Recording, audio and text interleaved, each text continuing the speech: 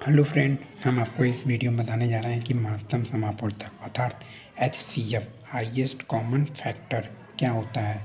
जैसा कि नाम से लग रहा है हाईएस्ट कॉमन फैक्टर, जब हमारे पास कोई संख्या हो जैसे कि 6, 8, 12, तो हमें जब इसका HCF निकालना होता है तो हम यह ध्यान देते हैं हाईएस्ट कॉमन फैक्टर अर्थात HCF हाईएस्ट हो, अर्थात इन सभी संख्याएं जो दी है इन सभी संख्याओं में मतलब हमारे पास कोई ऐसी संख्या हो जो इन तीनों संख्याओं को विभाजित कर दे। जैसे कि 6 किससे किससे विभाजित होता है? 6 हमारा 2 से, 3 से और 1 से भी 1 से, 2 से, 3 से और स्वयं 6 से। 8 1 से, 2 से, 4 से और 8 से। 12 किससे किससे? 12 जो है 1 से, 2 से, 3 से, 4 से और 6 से और स्वयं 12 से विभाजित होता है। अब देखते हैं इन संख्याओं में कॉमन क्या है। कॉमन जैसे हमारा कि 1 है और 2 है, लेकिन 3 इसमें है, इसमें नहीं है, इसलिए हमारा 3 कॉमन नहीं है। 4 इसमें लेकिन इससे नहीं। 6 4 से 6 विभाजित नहीं हो सकता है, अर्थात इनमें सबसे बड़ा है। जैसा कि नाम है हाईएस्ट कॉमन मल्टीपल, अर्थात हाईएस्ट होना चाहिए। 2 4 6 अर्थात मतलब हमारा जो 2 है वह सबसे हाईएस्ट है, 1 से हाईएस्ट है, इसलिए इसका जो मासा होगा हमारा वह क्या होगा? 2 होगा। अब हमें मासा निकालने की हमारे पास 2 विधियां हैं, पहली विधि और दूसरी विधि। पहली विधि को हम गुणनखंड विधि कहते हैं और दूसरी विधि को हम भाग विधि कहते हैं।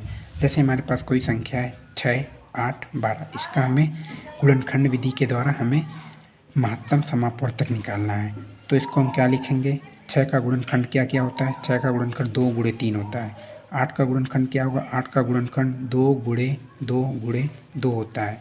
2 दूनी 4, 4 दूनी 8। और 12 क्या होता है? 12 का गुणनखंड 2 गुणे 2 गुणे 3 अर्थात 2 दूनी 4, 4 तेई 12।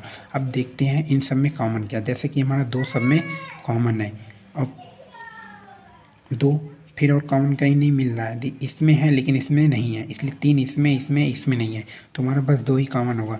अर्थात ये गुणनखंड विधि से इसका एलसीएम क्या आया? अब तीनों को जो कॉमन मिला है, तीनों में जो कॉमन उसको बस एक बार लिखते हैं, अर्थात मासा हमारा क्या आया? बस 2 आया। ये हमारा फर्स्ट विधि था गुणनखंड विधि, और दूसरा हमारा भाग विधि अर्थात जिसे हम कहते हैं डिवीज़न मेथड। डिवीज़न मेथड में पहले दी, जैसे मेरी कोई पास संख्या है 6 है, 8 है, 12 है, तो इसका हमें HCF अर्थात हमें मासा निकालना है।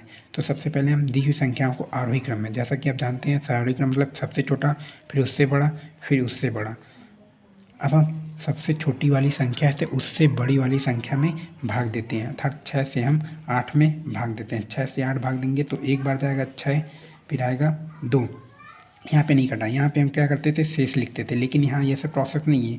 इस प्रोसेस में हम यहाँ फिर भाग का चिन्ह लगाएंगे और ये जो 6 है जिस संख्या से हम भाग देते हैं उस संख्या को फिर यहाँ पे उतारते हैं, फिर जो हमारा शेष बचा उससे जिस संख्या में भाग देते हैं उस संख्या से हमें यहाँ पे भाग देना होता है। इस 6 को हमने यहाँ पे उतारा है, आप देख सकते हैं। फिर हम 2 से 6 में भाग देते हैं, 2 से 6 में भाग 3 बार जाएगा, 6 कट गया। और जो भाग करते थे उसमें हम इसको आंसर लिखते थे 3 को, लेकिन जो हमारा मासा है उसमें हम इसको ना लिखकर जिस संख्या से हम भाग देते हैं उसको आंसर मानते हैं।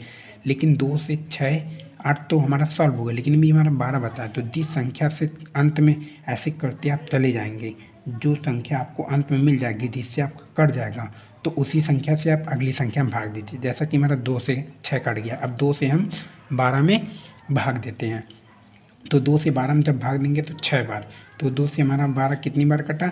6 बार, अर्थात 2 से हमारा 12 जो है अंततः कट गया। अतः जो इसका मासा आया वह भी क्या आया? 2 आया। आप देख सकते हैं कि गुणनखंड विधि से 6, 8, 12 का मासा निकाले 2 आया, भाग विधि से 6, 8, 12 का मासा निकाले 2 आया, और सिंपली मेथड से हम जब निकालें तब पर भी हमारा 2 आया।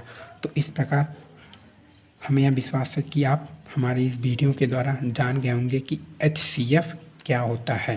तो हमारे वीडियो को लाइक कमेंट ज़रूर कीजिएगा। धन्यवाद।